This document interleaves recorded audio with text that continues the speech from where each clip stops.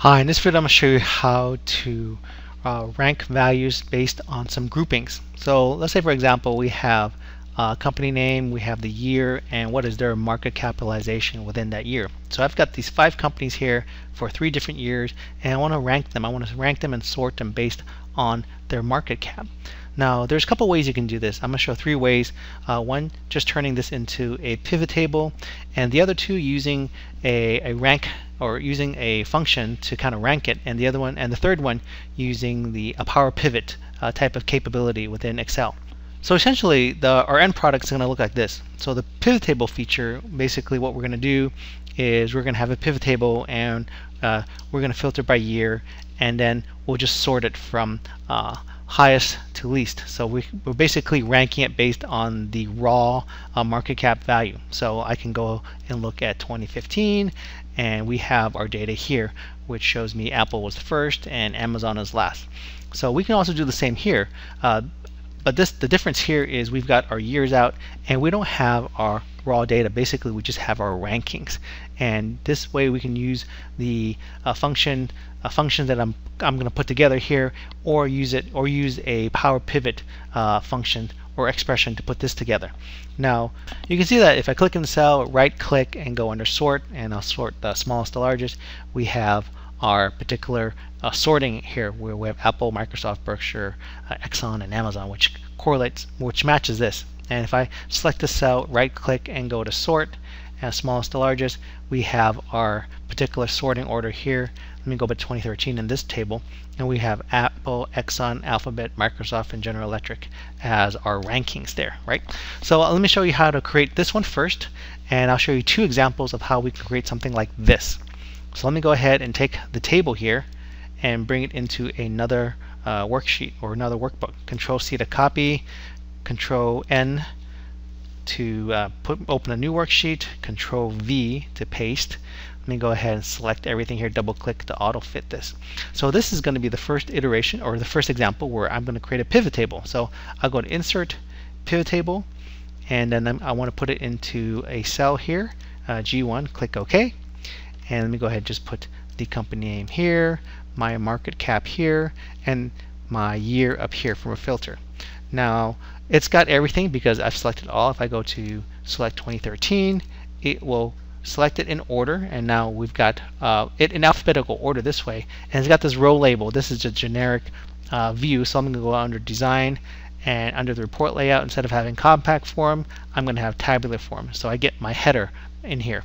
Now the nice thing about pivot table, once it recognizes its values, its numbers instead of text, it will do a sum. So we see that numbers are right justified, text is left justified. So the pivot table recognized that and summed it up accordingly. What we can do here is I can right click and go under sort and go largest to smallest, and then I have my rankings. This is basically my ranking when you really think about it. Apple, Exxon, Alphabet, Microsoft, and GE, right? Now that's one way to do it. What we can do also, if we wanted to kind of get that year going across, I can just kind of move my year under the filter and go under columns, and I can do I'll have the same thing here, and I can just get rid of that grand total column because it doesn't really make much sense. So I'm going to go ahead and go to grand total off, and maybe I'll just turn off the subtotals anyways too. And we see that we have our rankings, and this is based off of the raw data. I can rank for 2013. I guess this is already done, but this is not ranked yet, so I'll go under this cell, right click and go under sort, largest to smallest, and it'll give me the ranking accordingly based on the raw market cap values. Now if I want to just have the ranking numbers here, I would have to do something different, and this will be the next 2 examples. Let me go ahead and copy this particular range of cells, Control C to copy. Let me click on a new worksheet here, Control V to paste, and go ahead and click here and double click to auto fit all this. What I want to do now maybe is I want to create a separate column here, and I'm going to have to put a formula together to rank it. So I'll just title this column rank, and then the cell functions, or the functions I wanted to put together, I'm going to use the sum product function. Let me go ahead and tab that to complete that. And what I want to do is I want to make sure that this range of cells, and this has to be in a absolute cell reference, so I need $ signs in front of the letter and number. that equals this particular cell. And so what happens is if I copy this particular formula down, these ranges, these values don't change, but that cell C2 changes to C3, C4, C5, etc. I got to also put a parentheses in front of that, open parentheses, and then put a close parentheses there. Now I want to multiply that by this market cap, and it will be less than this particular cell range value. And that also has to be put into an absolute cell reference range, and I have to have that enclosed in quotes, in parentheses, excuse me, and then close parentheses, and then +1. Now I got this particular solution from the Mr. Excel forum, so if you ever go up to the Mr. Excel forum to kind of learn about Excel, there's a lot of great tips, a lot of gurus in Excel in that Mr. Excel forum, so I advise you to kind of go there if you've got any problems. People are willing to help, and there's a lot of super duper people up there. So after I press enter, you can see that the rank has been filled out here. This is the first one. Apple is the #1 ranking in 2013. And then go ahead and double click the fill handle or drag it and bring it down here.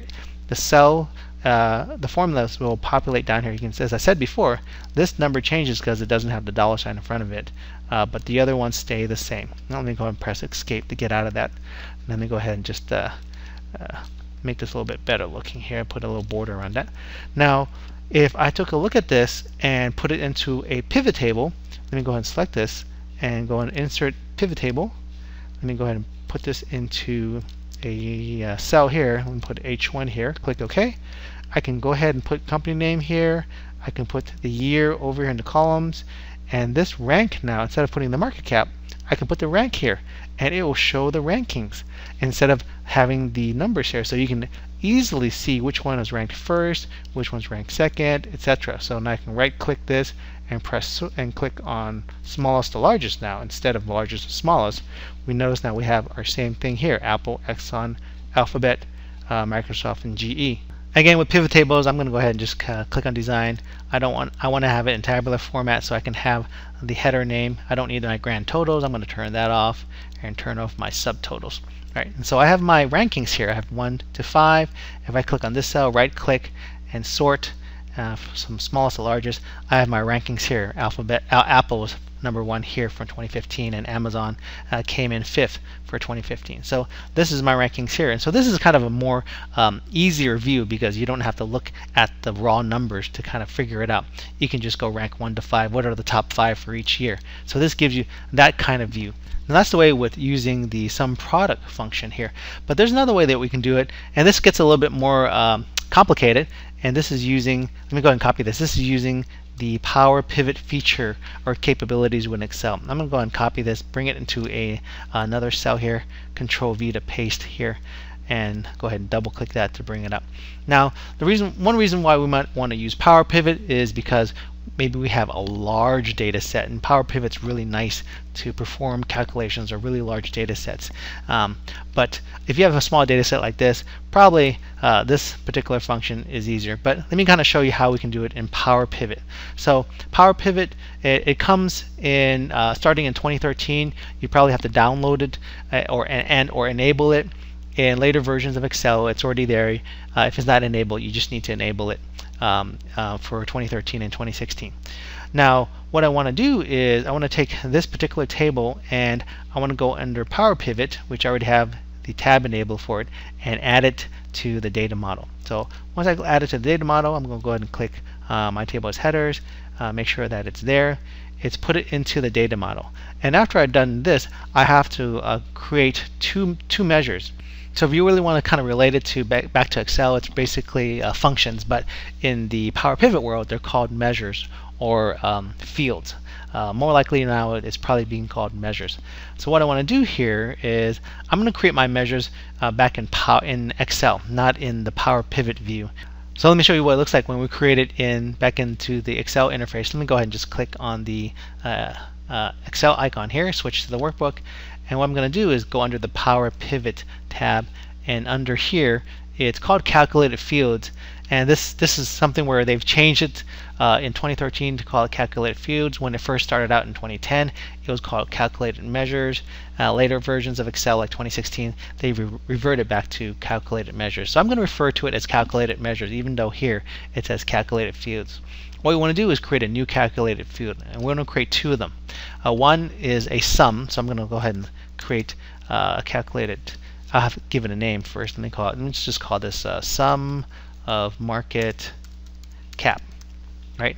And it's going to take it off table 1 because what happens is when we bring in a range of data into Power Pivot, it needs to bring it in as a table. So it converted that range of data into a table. Let me go ahead and move this aside here. So now you notice whenever Excel converts a range of data in a table, there's a default table style, and in this particular version of Excel, it's kind of a blue color and it's got banded colors for the rows. So this is called table 1. I'm going to go ahead and just create the calculated field name or measure and call it sum market cap. And what I want to do is just make it a sum. So I'm going to go ahead and type sum, press the tab, and the table is going to be table 1. I'm going to go ahead and type table 1 here. You can see once I type a T, table 1 is the default name of the table. If you don't give the table a name, it just goes table 1, and then if you create another table, it's table 2.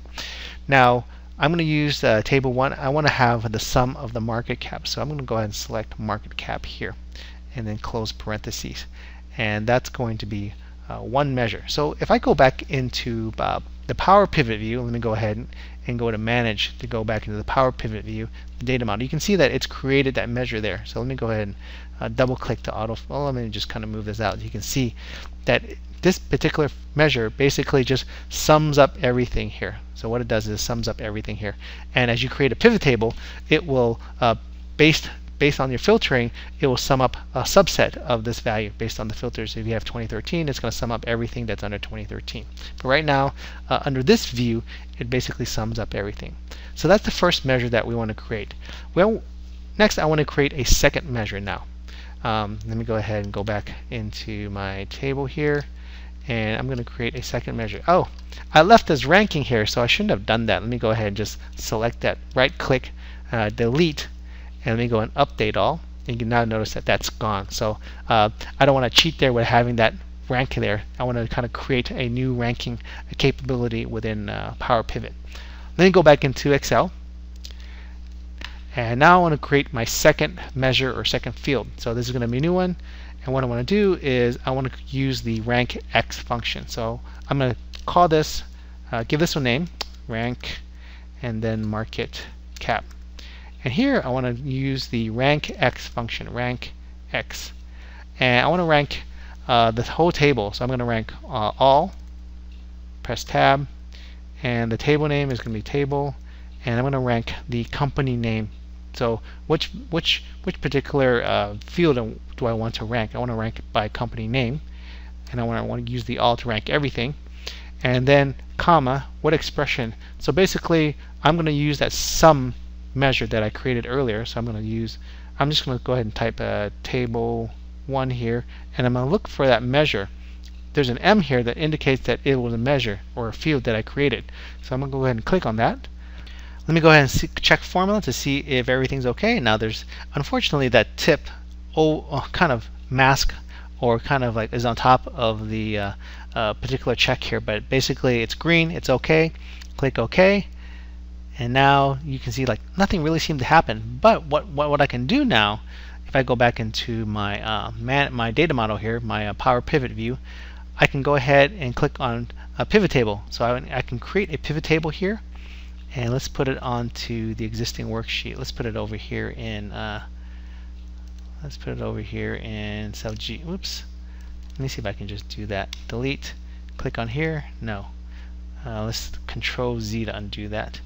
Let me go ahead and put it into G1. I'll just do G1 here. Click OK. Now it puts it in the G1 here, and now I have the same thing I had earlier. I had my table. I can put my company name here. I can put my year here, and then I can put my rank. That's what I need. I want my rank now. And now it's created the same thing. Basically, I have a rank. And I'll go under Design. Let me get rid of the the compact format, put it into tabular format, get rid of my totals, and get rid of my subtotals. And we basically have the same thing we have here. If I go, if I sort this, click on that, right click, sort, smallest to largest, I have Apple and then General Electric last. Let me go ahead and check here. I have, if I sort here, right click, sort, from smallest to largest, Apple first, General Electric last, and we see for 2015, if I right click, sort, smallest to largest, we had Apple first and Amazon last. Let me go into the Power Pivot view of this. Click on here, right click, sort, smallest to largest, we had Apple first and then Amazon last. So that's the way that we can create in Power Pivot. Now, this was a lot to do for Power Pivot, but if you had a very large data set and you wanted to rank it, if you had 50,000, 60,000 rows of data and you want to do it, probably Power Pivot would be a better option rather than having it done. If you had a large data set and just using the calculate function, the sum product function, that might still not be as bad, but once you get into very large data sets, probably using Power Pivot is probably better. It was made for that, so that's why I kind of wanted to show this particular option. But if you had small data set, you can either use this particular solution, or you can just bring it into a pivot table and just kind of use the sorting feature based on the raw values of the market cap there. So there you go. There's how you can rank values based on groupings. And in this case, it's based on the year. So there's three examples. One with a pivot table, the second one with a function, some product function, and also bringing it into a pivot table. But now we've got our rank orders. And the third one is using Power Pivot and also having it in a rank order there. So I hope this helps. Thanks for watching.